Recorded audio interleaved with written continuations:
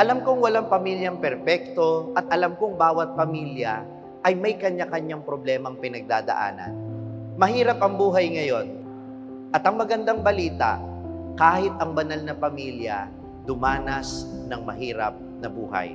At hinayaan ng Diyos na maranasan nyo ng banal na pamilya, sapagkat doon matututunan ni Jesus kung paano tayo mabuhay bilang tao.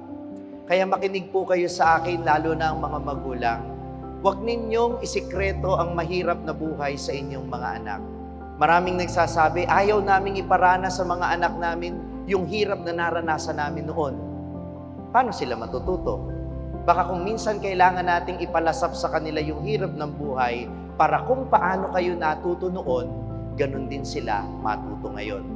At yan ang nagpapabanal sa isang pamilya.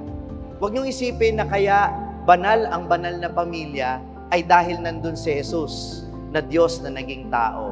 Hindi lang yun ang dahilan, sapagkat sa kabila ng pinagdaraanan ng bawat isa, naging handa silang makinig, unawa, magpatawad at magmahal.